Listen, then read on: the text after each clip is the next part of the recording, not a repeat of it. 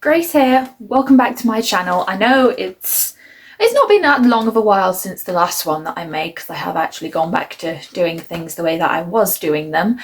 But today I want to talk about something nobody's asked for this, but I wanted to talk about it because I did see a few people mentioning it on the internet, not in a great deal and things, but if you follow me on TikTok, I have mentioned something relating to this recently, but for a short period of time, there was these dolls. There were these dolls that girls tended to collect. I tried to collect them, but my mum said no, because I was still of an age where it was like, you ask for those dolls for Christmas, and she said, no, you can't have those dolls. And even when the other ones came out, she said, you can't have those either because they look weird. I'm of course talking about the Monster High leading into Ever After High dolls, which led to the Ever After High books, which led to the Ever After High TV series. I am here to talk about a character that is very controversial, especially because certain portrayals of her make her out to be a terrible person. And I can kind of agree in that portrayal of her. She was a bit of a terrible person before she learned her lesson and realised the error of her ways and things. I'm here to talk about Apple White and why she was better represented in the books and why I like book Apple more than TV series Apple. So here is another books were better than the movies / TV series for you. So for any of you who might have been living under a rock and have no idea what I'm talking about, the Ever After High series, the first sign that this was coming along was there was a Monster High doll line that was, I believe, I should have looked this up, but I think it was Scarily Ever After.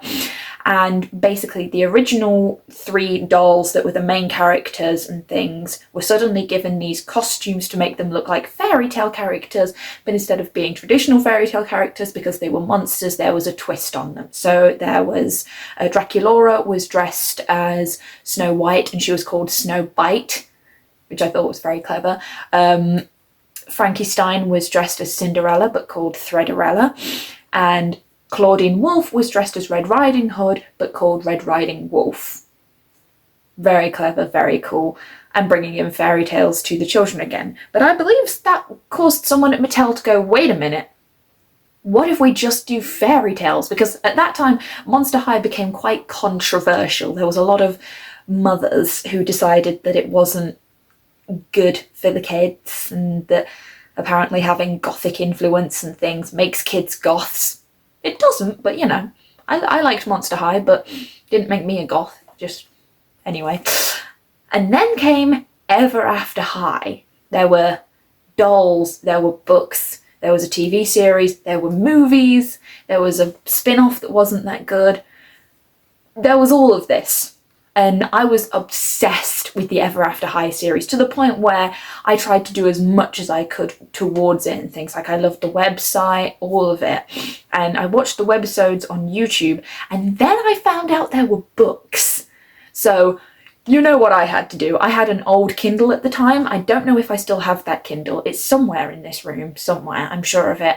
But at the time, there was a thing that let you order. There were these mini books. There was the story of Raven Queen, the story of Apple White, Briar Beauty, Madeline Hatter, Ashlyn Ella, Hunter Huntsman, and then later on they released other ones that were part of a bigger pantheon book where they just slapped them all into one story. But those were the first ones, and they were all free on Kindle for a series of time. And there were 3 books that I read that were Shannon Hale, there we go. There were 3 main ones that came out at the start when Ever After High was at its height. There was the Storybook of Legends, the Unfairest of Them All, and Wonderlandiful World, which is my favourite. That one was my favourite. And most of them each chapter was from someone else's perspective. So for the first 2 books, it was Raven Queen and Apple White's perspectives. And then for the 3rd book, it was Cedar Wood's perspective and Lizzie Hart's perspective. So the first book was the Storybook of Legends, and it followed sort of the plot of what happened in the series, at least for that part of the plot, but it added a little bit more in, and here comes the conversation about Applewhite. So if you only watched the TV series, you would believe that Applewhite was very self-centered. She was like blonde, pretty, very skinny, and she was a bit annoying. She was a bit annoying. I will stand by that. She was a bit annoying. She would always be singing, and she was obsessed with getting her happily ever after. And also she was not dating Daring. Even though everyone wanted her to be dating Daring, she wasn't dating Daring. That was the main things that we knew about Applewhite for ages and ages and ages, until Legacy Day happened, and then she became even worse in the eyes of the audience. Everyone was rooting for Raven Queen. I didn't see anyone who wasn't rooting for Raven Queen. I think they purposefully made her quite unlikable. But in the books that were written by Shannon Hale, amazingly by the way, she was a bit different. She was described, they talked more about Apple's trauma, which was a real thing. They talked more about how Apple didn't look like her mother, so there was quite a bit of controversy there. And how she wasn't such a terrible person. Yes, she was still kind of, I want my destiny and things, but there was reasons behind her motives. It wasn't just, I want to be the happy princess, I want my happily ever after, I want to be in my castle safe and happy, and everyone else who's a villain has to just deal with it. And certain things about the story were told better. This was supposed to be just about Apple, but there were certain things about the books that just made more sense for the characters, or just made the characters more likable and more understandable and things. So another thing about Apple that was made quite prominent in the first book, she was plump. She wasn't tiny. She wasn't tiny like she is. She was still short, but she wasn't skinny like she is in the TV series. She had an apple-shaped body, according to what was written in Shannon Hale's books. And honestly, that made her a bit more interesting. And one of the main things that they always talked about was Raven often compared herself to Apple a lot. So because Apple was short, she always felt very tall and gaunt next to her, because Raven was supposed to be a lot taller than Apple. She often felt quite spindly next to Apple, because Apple seemed to have such like nice curves, and she was a very soft body, while she had a very sharp and angular body, because evil queen, that's what her daughter's physique has to be. And it was a big part of the story. But the other thing that I liked about Apple in the books is that she was smart, and she was described as being one of those girls who started out as quite nerdy in appearance before becoming this beautiful goddess type creature. One of the big things that they mention in like there's a little side plot where they go, well actually it's one of the main plots, Raven wants to find proof that you can escape your destiny, because, spoiler alert, in the books she finds out that there is a page in the Storybook of Legends that was left unsigned, and a destiny that was just completely abandoned. No one showed up on Legacy Day, no one signed the page, the story didn't continue. And she wanted to know if that meant that character got a happily ever after, or if they ceased to exist, as Grimm keeps claiming. So they go on this big quest. It's, spoiler alert, it turns out to all be a setup by Headmaster Grimm to try and make it look like that she has no choice but to sign the Storybook of Legends. But they go on this big quest through the dark woods to go and find this character, Bella's sister, to see if she lived and what happened to her. And as they're travelling, because they're travelling together, they get to know each other. They become more friendly towards each other. We find out that Apple has to wear glasses, and she just doesn't, because she thinks that it makes her look unprincessly. We find out that Apple is actually extremely smart, because she ends up stalking Raven through the mirror net. And she's not just smart in like I'm good at these things because I'm pretty. It's I'm good at these things because I've taken the time to really study them. Like, one of the big things that they really touch on in the books is that she has trained to be a queen for her whole life. So she has all of this knowledge and things, but everyone just looks at her and goes, that's Applewhite, she's so pretty. And she doesn't like that. She wants to be known for being a strong, diplomatic person. which I thought was really grown up for a book that was supposed to be written for children. She wanted to be known as a strong, good leader, not just a pretty one. Which is a great message to give kids, definitely. While they're in the woods as well, they start singing and things. They talk about their own childhood tragedies and stuff. And then there's a moment where they're trying to climb over this big cliff and they encounter, I think it was goblins they encountered. And Apple tried to get their help from them, but Raven was like, hang on a minute, I'm evil, they should listen to me. And they do. And then they want to eat Apple because she's plump and round and they think that she'd make a good stew. And you think that Raven's going to have to cast a spell on the goblins. She almost does, actually, because she's like, dude, don't eat my friend. And then she plays a trick on the goblins instead. So she says, yeah, you can have her. And Apple is heartbroken. She's like, I know you want to be evil, but don't be evil to me like this. This isn't part of our story. Like, you just read her dialogue and you're like, I feel bad for Apple. Oh my gosh. Because even though you know she's not actually going to get eaten and they're going to escape or something, you still feel bad for her in that moment. And Raven actually tricks them by saying, here you go, a nice, plump, juicy red apple, and throws them an actual apple. And they find it funny because they're goblins, obviously. And then she gets real diplomatic. Like, she goes full Elle Woods. She's like, how dare you? I am the princess, blah, blah, blah, blah, blah. All of that. And they just shut down. They're like, I'm sorry, princess. and then they discuss, like, and she's like, I don't want to not be friends with you. Like, she still wants her to be her bad guy in her story, but she still wants to be friends with Raven.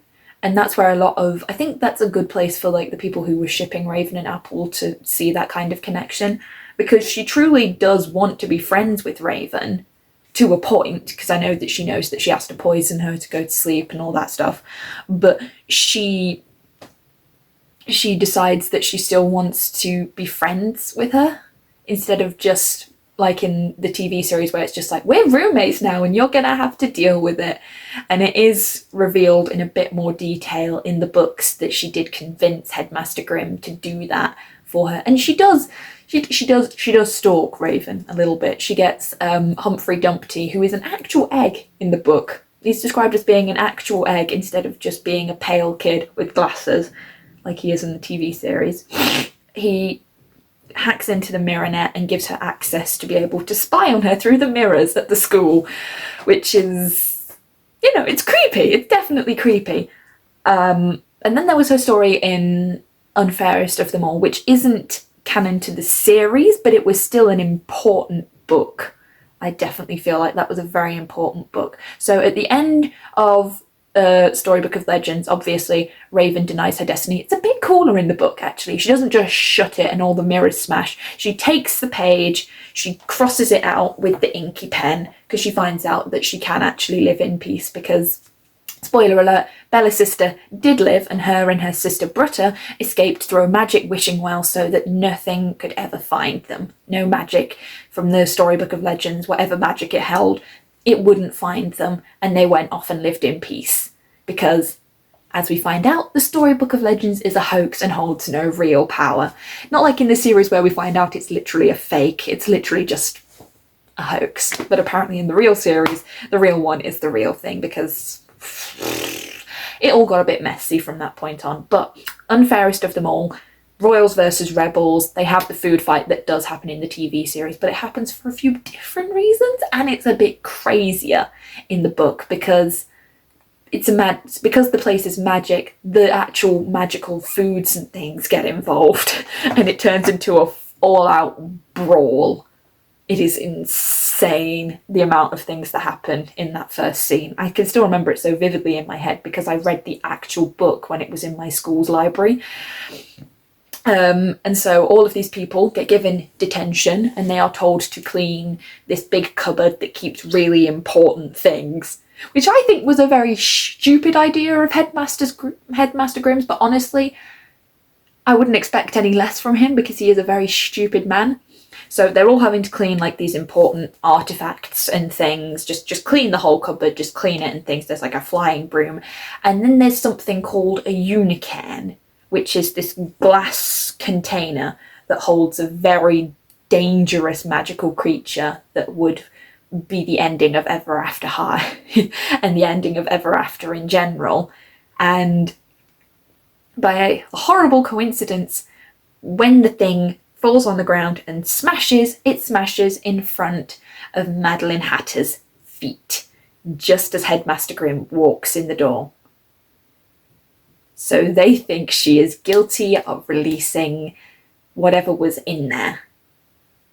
And they find out the thing that was in there is the Jabberwocky, a thing from Madeline's world, which makes it even worse.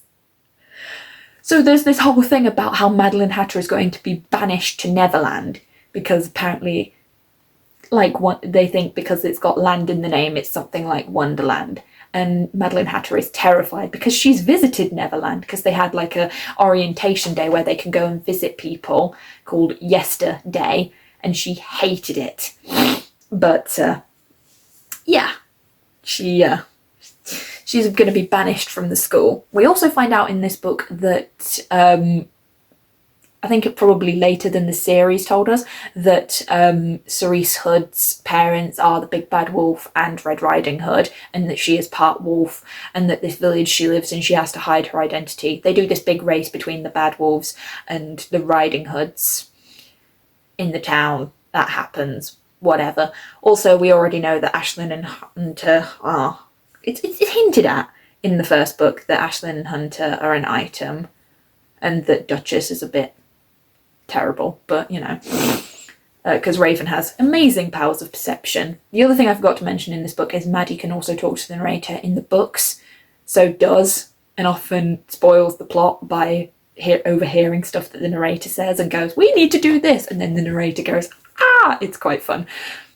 But basically, Apple and Raven decide that they have to do whatever they can to prove that Maddie is innocent, and they find out that there's this spell they can do that can recreate the moment. Basically, kind of like how you would try and find CCTV footage of an event happening, but they realise that there's a spell they can do that can replay the events of what happened in there, because there was no cameras, no magic or anything. And they go on this huge quest. They find out that they can ask Raven's mother for help. So they summon her in a mirror or whatever, and she helps them to a degree, and then kind of helps herself, spoiler alert, tries to escape from her mirror prison by getting things that they don't need, but still telling them what to get. But because she's in the mirror prison, she can't directly tell them what it is, so she has to tell them in riddles, and they go on these little side quests to go and get all of the things that they need to be able to pull this off. They get a tiny hutling, they get something from up the top of the beanstalk, they just go on all of these crazy adventures. Apple does stuff she doesn't want to do, Raven does stuff she doesn't want to do, and they kind of bond over the fact that they want to help Maddie instead of being at each other's throats about Legacy Day, which I thought was cute. Eventually they do prove that everyone is kind of at fault for the Unicairn getting smashed, and Headmaster Grimm's like, I can't expel all of you because you have some really important stories and whatever. And they were like, yeah, you can't, because we're all important, because you say no short stories and no tall tales. Your words, not ours. And Apple is just a much better character. She has genuine fears. She has genuine worries about things. She's not just this perfect princess. And granted, in the TV series, they do say later that she does feel quite pressured by her mother to have good grades, be a good person, and do all of these different things to be able to be the fairy tale princess. But it's just covered better in the books, especially when they talk about her trauma with falling down a well. So when Apple was 9, she was chasing a butterfly in her garden, all happy, all playful, no need to worry about her destiny, blah, blah, blah, blah, blah. And she falls down a well, and she is stuck down there. Her dress is weighing her down. She tries screaming for help, singing for help and things, but no one can hear her. And then eventually, hours pass, and her parents finally fish her out and get her warm and things and make sure that she's safe. And then she recounts that she gets told the story of Snow White every night and that she's never scared of it. And in that moment when little Apple is sat by the fire, she makes a decision that she wants her story, she wants to be safe, and she won't let anything get in her way to be able to be in that safe story where she knows what's going to happen. And honestly, that's quite understandable for the circumstances. If you're told that you have a specific path that you're going to follow and you're not afraid of that path and what lies ahead of you, and then something like that happens to make you think that there's a chance that you won't make it there, that would traumatize someone, especially a 9-year-old little girl. I mean, Raven's trauma was that she had a beautiful little white puppy that got turned into a terrifying bone rat, but you know, I still think that's pretty valid. Oh, and Nevermore, the dragon, that also showed. A lot happened in the first book, in Storybook of Legends, but Unfairest of Them All, the evil queen doesn't escape because they finally decide, oh wait, what did we need that for? Oh, she's going to use it to escape because this spell does this. They stop her from escaping by smashing the mirror. Raven's mum says she's proud of her. Raven gets the ick. And the Jabberwocky supposedly goes to sleep in a mountain, but then gets woken up by the sound of the mirror smashing. And A Wonderlandiful World occurs, which is my favourite book in the whole series. There's not a lot of Apple in this one, so I can't really talk about her in this. But Apple in the books is a more rounded, pun not intended, character. It doesn't take forever for us to realise that she's an actual human princess being. It doesn't take forever for people to be like, hey, maybe we should feel sorry for her. But I think that's the whole point. She's not supposed to be an antagonist in the books. Headmaster Grimm is very much the antagonist in the books. Sometimes it's another person, sometimes it's the Jabberwocky, sometimes it's the evil queen, blah, blah, blah, blah. But most of the time, Headmaster Grimm is the absolute antagonist in all of the stories, because he's trying to hold Raven down, he's trying to make sure Apple does this, he's trying to make sure all the stories go exactly as they're told. And he hid his brother in a basement and cursed him with a babble spell so he could only speak Riddlish. Shock horror, he's a terrible person. But in the show, they clearly try and make her the bad guy. I don't know why they did it. Guess they thought it would make it more interesting, but it just meant that so many people disliked her and didn't have any sympathy for her when things went wrong, until eventually she kind of, by the time Throne Coming comes around, she's a better person and she kind of cares about Raven a little bit. But it took a long time is what I'm saying. So yeah, Wonderlandiful World, the main reason why it's from different characters' perspectives in that story is because of a very important spell that happens at the start of the book that changes everything. So the Jabberwocky is very powerful.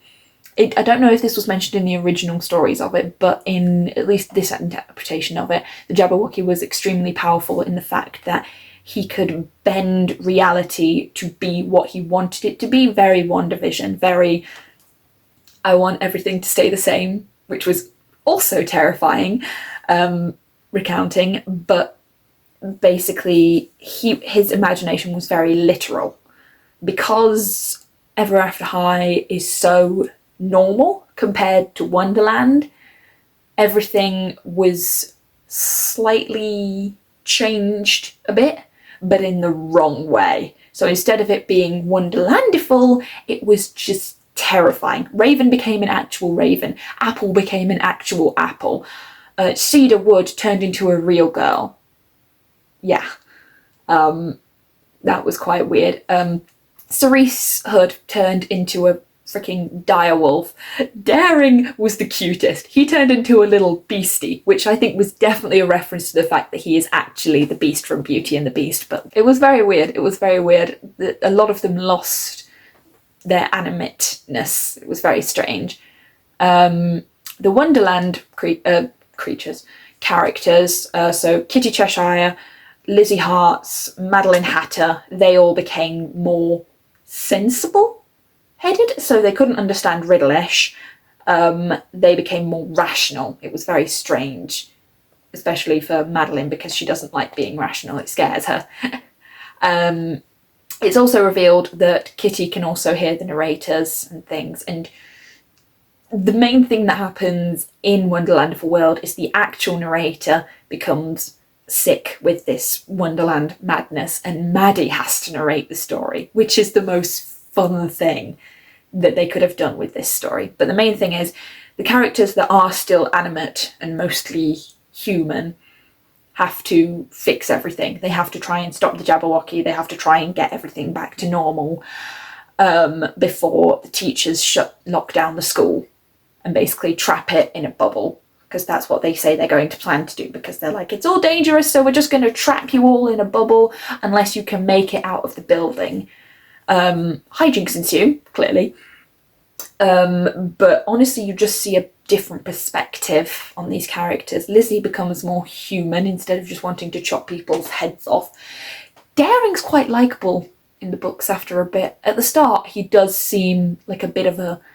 He's not so much annoying in the way that he is in the series. He's annoying in the way that he's just, I am a prince and I have to save the day. I have to do this. I have to do that. Blah, blah, blah, blah. But he becomes more likeable in the third book, because he gets a crush on Lizzie, kind of like he does in the series. That only happened for an episode, but he gets an actual crush on Lizzie, and he actually is quite sweet to her and does a few cute things for her and things. Briar's more likeable in the books, in my opinion, because instead of her just passing out because she parties too long, she has an actual sleep curse on her, and she's less so, I suppose. I do like that Briar had the arc in the TV series, though, of being able to talk about the fact that she doesn't want to sleep for 100 years and that she doesn't quite like her destiny and things like that. So there were some things that the books did well, there were some things that the books didn't do well. Like the character of Darling Charming got a much better arc in the TV series, definitely, by a mile. She had a better arc. And for saying it was called Wonderlandiful World, they didn't actually go to Wonderland. They see it for a split second when they find that they can just paint a Vorpal sword into being, so that they have the Vorpal sword, so they can slay... So they can slay the Jabberwocky. That's how they defeat the Jabberwocky, literally. They just paint into existence. Very Barbie Rapunzel style. They can just paint it into existence and then it's just in her hand. And she's like, I have the Vorpal sword. I'm going to go and slay the Jabberwocky. It's very cool. But there's things that... There were good things about the books, there were bad things about the books. But the books did more for the stories, in my humble opinion, than they did in the series. The series was trying to sell dolls. The books were trying to create a narrative. And I think that is the big difference between the books and the series. The series did well. They did well for themselves, but you could tell that there was a demographic, and each little spin-off thing, like Spring Unsprung, they were like, we need outfits. We need to put them in more outfits, give them more clothes to sell. I mean, more dolls to sell. And then the books were, here is a bit more interesting stuff about them. I'm not going to complain. I got a good experience of it. The people at the time, when they enjoyed Ever After High, loved it. I'm still mad at Descendants for bringing an end to it. I didn't hate Descendants. I just think that Ever After High did a better job, but that is a video for another time. So, overall, did the books do better than the TV series? In some ways, yes. In other ways, they would have been a hindrance if they'd gone with just the books. So I think that they are equally and separately good in their own right. Mostly because it feels like a different universe. Kind of like the difference between Justice League and Zack Snyder's Justice League. It feels like it's trying to tell the same story, but in a different universe. It's like there's a multiverse. So there's the books version of Ever After High where these characters do this, the TV series version of Ever After High where the characters do this instead, and this plot happens, and this plot happens, and this plot happens. They're good in their own right. Shannon Hale did a great job with the story that she was given to be able to write a good narrative. The TV series did a good job with the dress designs they were given to make a story around each of the dresses and outfits and things. And they did do a good job. They did do a good job. I just wish they'd been a bit nicer to Apple. Justice for Apple, okay? Justice for Apple. She is not a bad person. So that is all the time I have. So I will see you all next time I think of something to write about or talk about. Hopefully it won't be by the time I'm watching Ballad of Songbirds and Snakes. Hopefully. Hopefully I get another idea before then. It might be something Scooby-Doo related when I have the energy, because that is going to be a long video. Alright, I'll see you later. Bye guys!